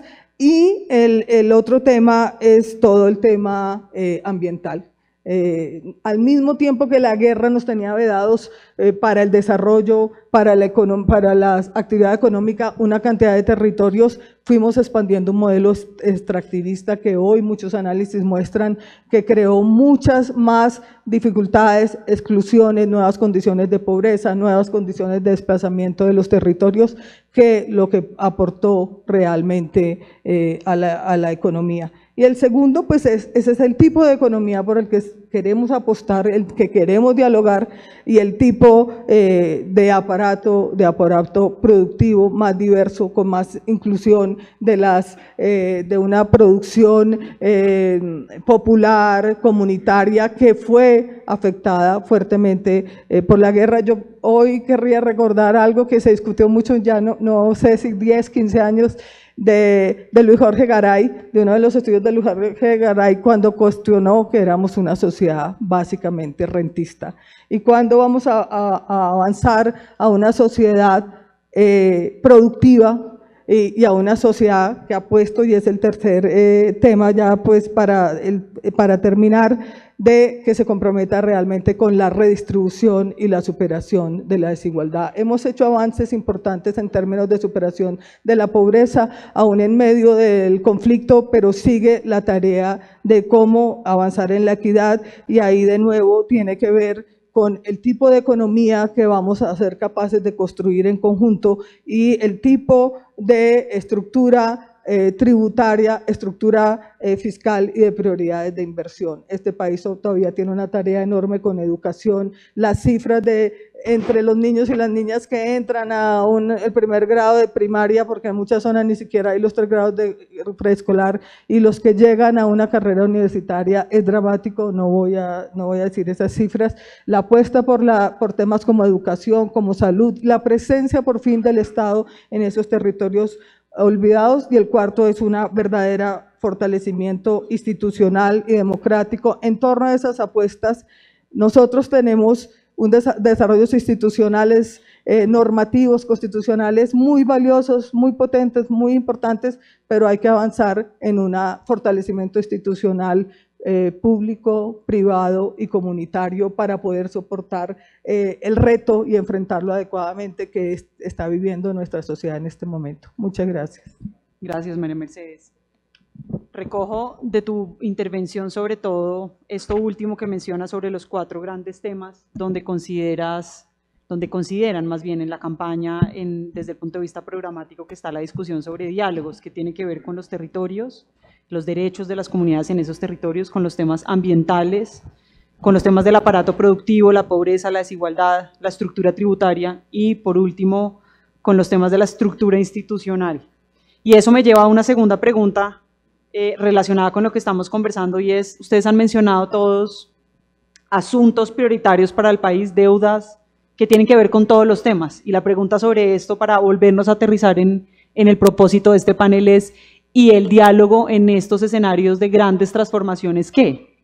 ¿Cuál es la utilidad? ¿Es a través del diálogo que vamos a tramitar todas estas diferentes transformaciones, deudas históricas que tiene el país? Y solamente a manera provocativa de nuevo, ya que cerramos con una mención a las campañas y al contexto político, los candidatos ambos en los que han hablado de la idea de pacto por Colombia o pacto sobre acuerdo, pacto y acuerdo, que en todo caso se refiere al menos a una idea colectiva de diálogo y de consenso. Entonces traigo eso para decir, bueno, y ese pacto y ese acuerdo en términos de diálogo y en términos de propósito de utilidad, ¿hasta dónde va? ¿Ustedes cómo lo ven? Creo que de nuevo voy a privilegiar los derechos de la minoría en esta mesa. Eso me parece muy bien. A ver, en mi intervención, primera intervención, yo partí de lo micro, de un caso concreto, para mostrar que desde la base de lo esencial se puede. Por supuesto, no me podía explayar en explicaciones sobre cómo fue el proceso, si arrancamos de una cartografía social y de un ambiente de diálogo y comunicación, por supuesto. Arrancamos sobre una definición de principios y valores, por supuesto, sobre lo básico. Pero lo que yo quiero mostrar acá es que definitivamente, a pesar de que el diálogo, las consultas, la comunicación, el tener en cuenta al otro es fundamental, no nos podemos quedar ahí. Porque cuando estamos en un país con tanta riqueza como el que este tiene, y es en América Latina el segundo país con mayor pobreza extrema, pues nos tenemos que preguntar si el conflicto está conectado con esa realidad. Y por supuesto que está conectado, porque definitivamente son pocas las oportunidades y las opciones para quienes esas oportunidades pues no se presentan, no se abren. Y ahí tenemos un reto extraordinario. Y estábamos hablando de los retos. Entonces el primer reto, para que haya de verdad un diálogo entre pares, es que acabemos por sobre todo con la pobreza extrema.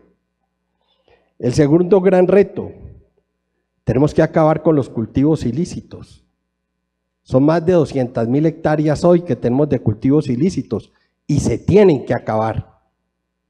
Y ese es el propósito que nosotros tenemos en el próximo gobierno. Y obviamente, ¿cómo se va a acabar? Pues eso se tiene que acabar con una programada y empresarial sustitución de cultivos. Y cuando hablo de empresarial, es que eso no se puede hacer con discursos, eso no se puede hacer con promesas. El gran fracaso que hemos tenido en estos momentos como gobierno y como comunidad, como gobierno, como guerrilla y como ciudadanía, es que los cultivos ilícitos en este país, que son un factor de violencia y que son un factor de indisciplina legal y social, crecieron. De modo que que definitivamente lo que hay que hacer es acabar con los cultivos ilícitos y competirle al esquema del narcotráfico en la solución con los campesinos. ¿Qué quiere decir eso? Los narcotraficantes llevan la semilla y recogen la hoja. Aquí también que hay que llevar la semilla, hay que dar asistencia técnica, hay que educar a la gente, hay que comprar la producción a precios de mercado en el mismo sitio. Porque si no, no estamos compitiendo con la ilegalidad. Y en ese sentido, pues no vamos a acabar con los cultivos ilícitos. Entonces a esto hay que ponerle gerencia. Y lo que hemos visto es que lamentablemente quienes han estado encargados de eso no saben gerenciar y por supuesto estamos viendo lo que estamos viendo y en ese sentido pues tenemos no solamente un gran fracaso, sino un motor que distorsiona completamente cualquier intención o cualquier actividad de paz que se propongan. Ahí tenemos pues no solamente las guerrillas que todavía están actuando, sino que tenemos a los disidentes de las FARC. Y en ese sentido tenemos conflictos supremamente graves parecidos a los que teníamos antes, no solamente en la parte del Catatumbo, también en la parte del Chocó, también en la parte del Cauca, también en la parte de Nariño, también en la parte de Putumayo, y entonces si no resolvemos eso, ¿de qué paz estamos hablando? Tenemos que promover unas alianzas público-privadas donde se involucren campesinos, sector privado y gobierno. ¿Y por qué estoy diciendo esto? Para desarrollar y fortalecer el campo, para generar oportunidades de empleo. Fíjense que el gobierno de La Paz, que es el gobierno de La Paz está proponiendo un presupuesto donde el presupuesto del Ministerio de Agricultura y el presupuesto del Ministerio de Comercio, Industria y Turismo, los ministerios motores, generadores de empleo en el país, la suma de los dos presupuestos es igual a el presupuesto del Departamento para la Prosperidad Social, que son subsidios.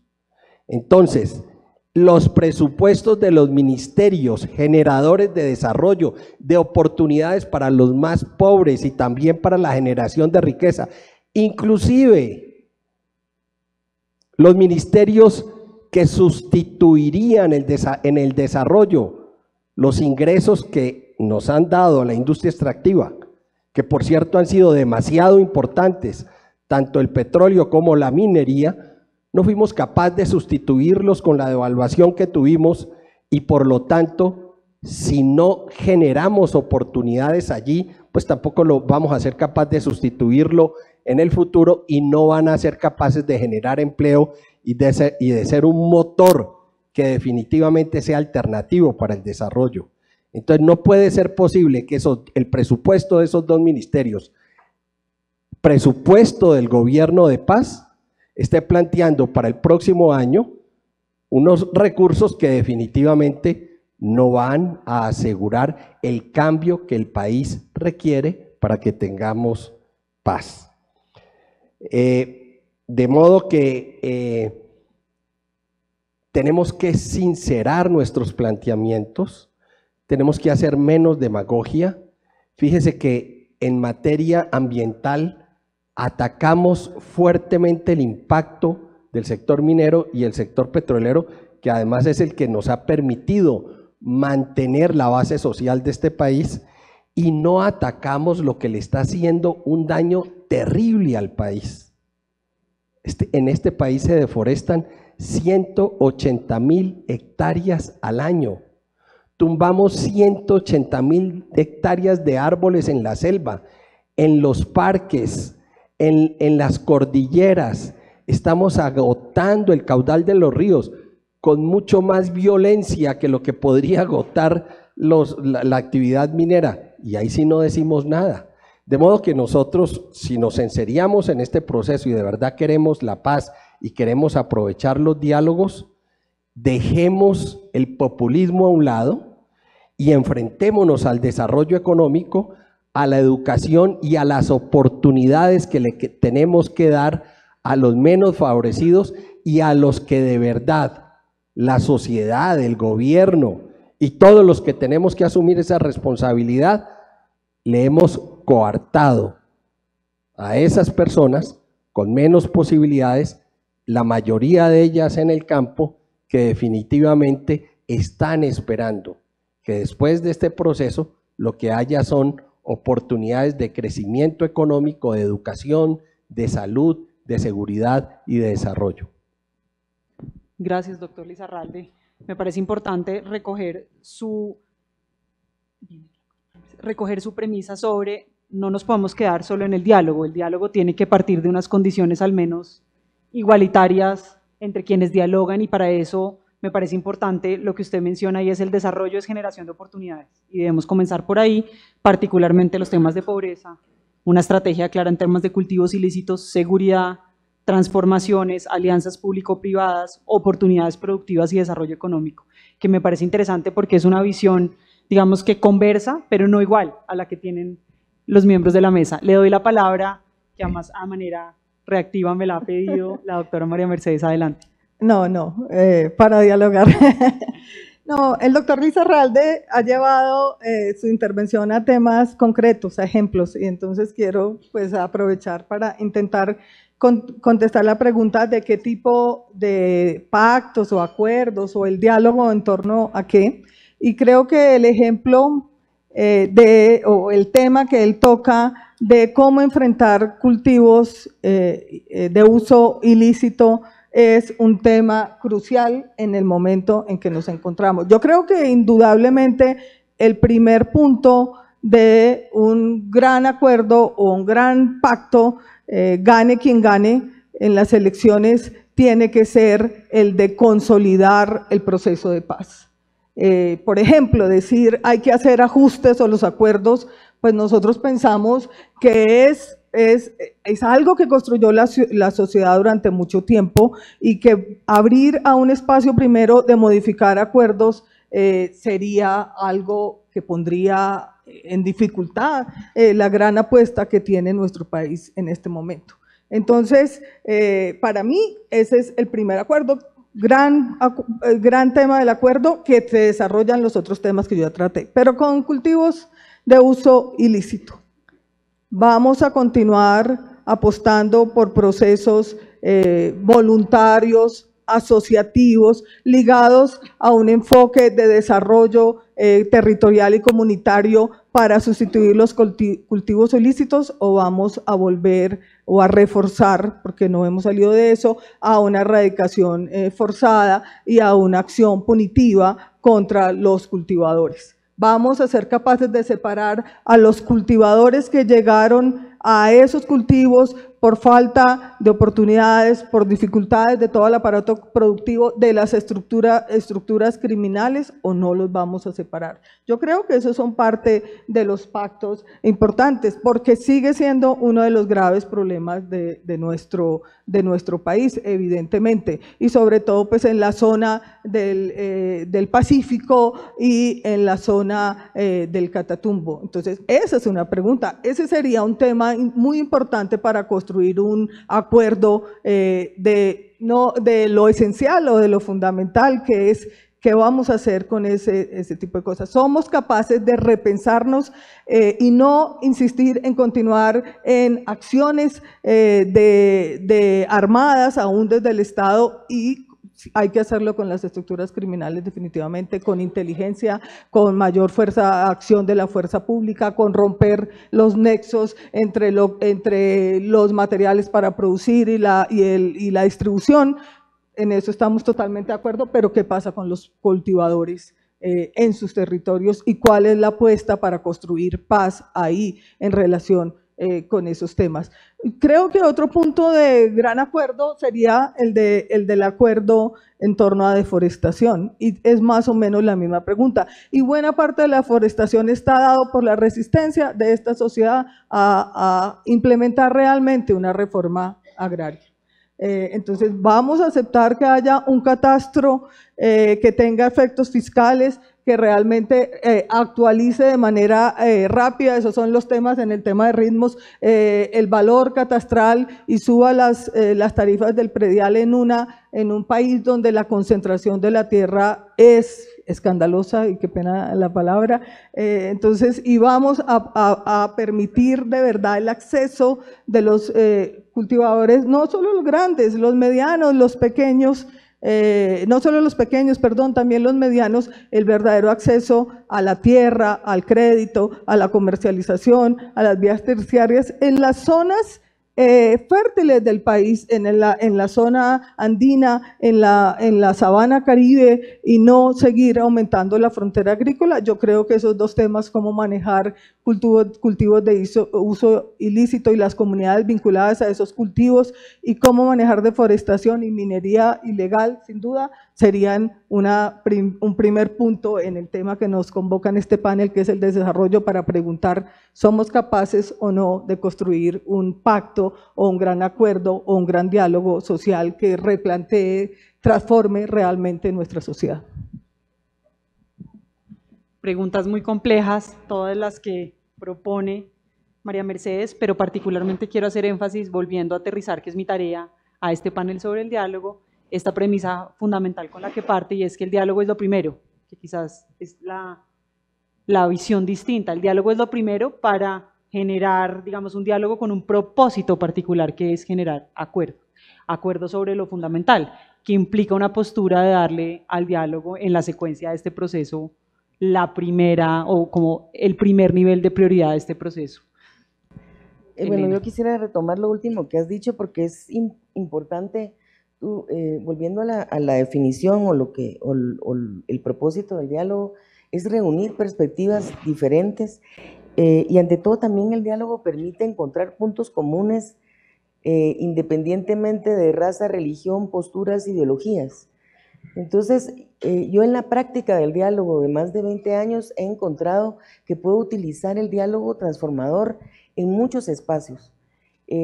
Mencionaba usted el caso de las alianzas públicos y privadas, por ejemplo.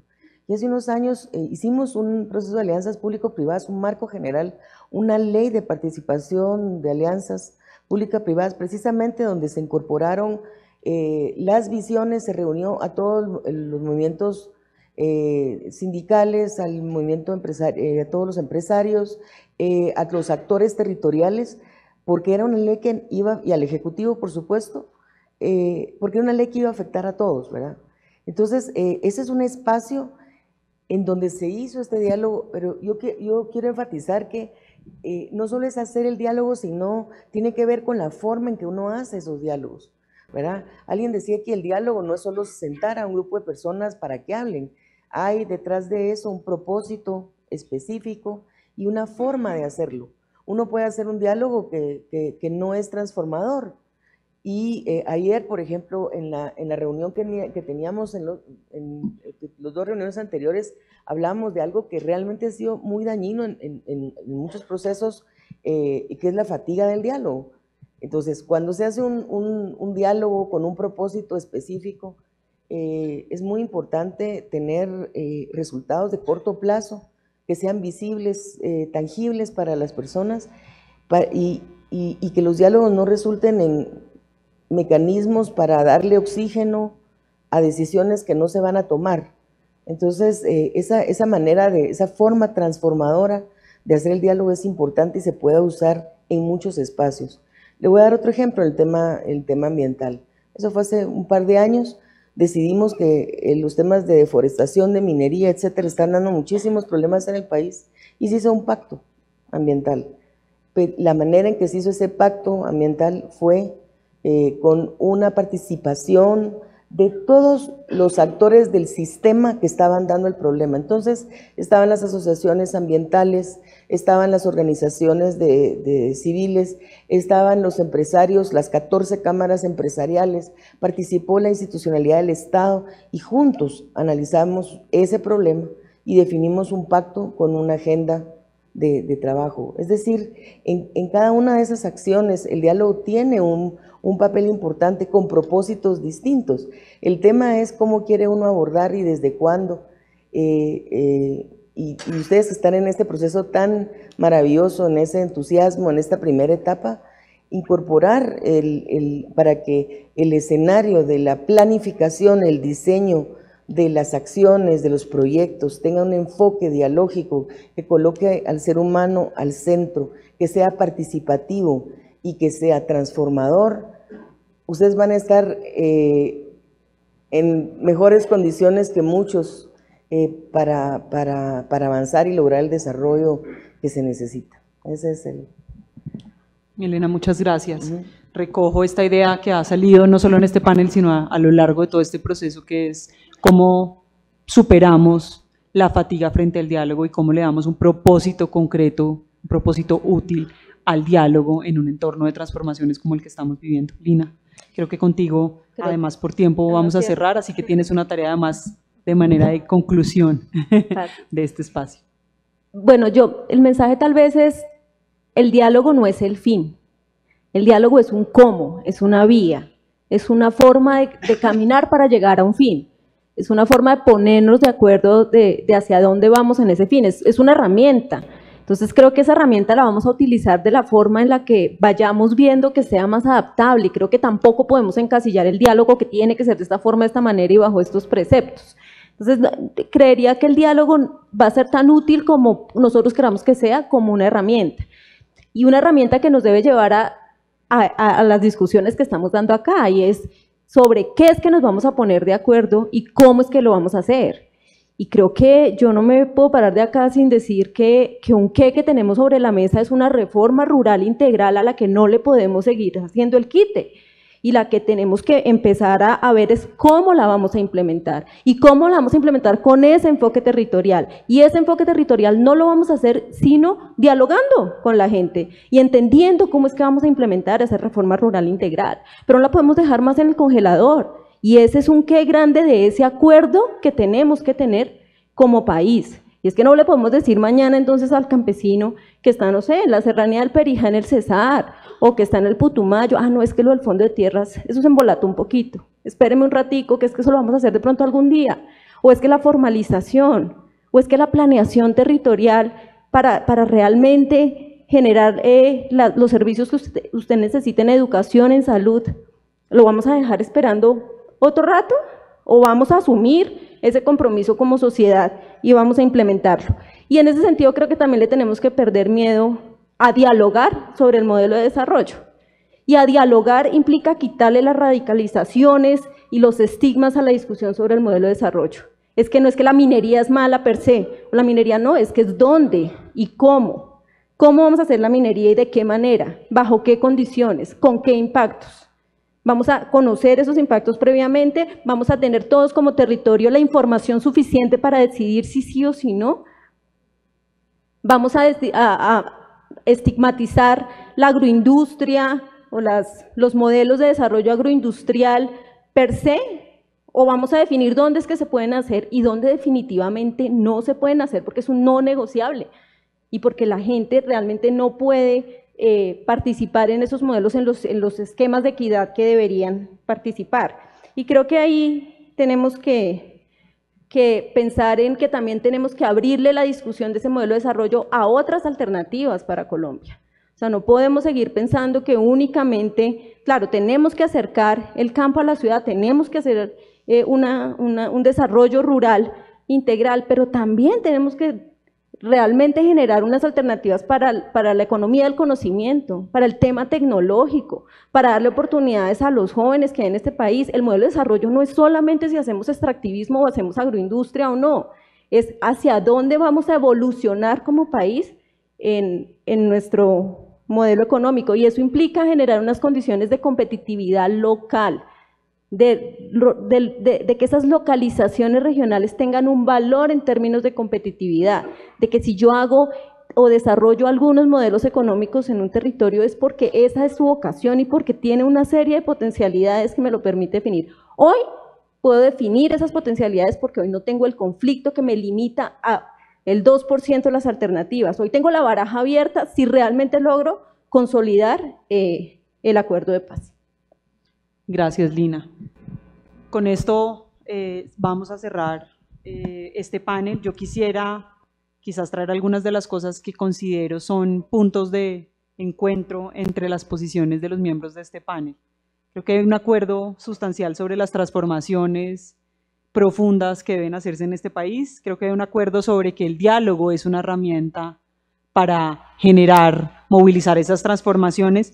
Creo, sin embargo, que queda la reflexión, más como país, no quizás de este panel, pero más como país, sobre qué tipo de diálogo, o si va a ser más bien a través del diálogo que pensamos hacer estas transformaciones, y esa es la herramienta por excelencia, y el diálogo entre quiénes. Darle un poco más de la reflexión al contenido, a los acuerdos y los pactos de los que estamos hablando como nación. Son una forma de diálogo y un diálogo entre quiénes y en qué momento de las fases de esa transformación o de esas transformaciones en las que todos estamos de acuerdo. Les agradezco muchísimo por su participación y a ustedes por su paciencia. Muchas gracias. Damos por finalizado este panel.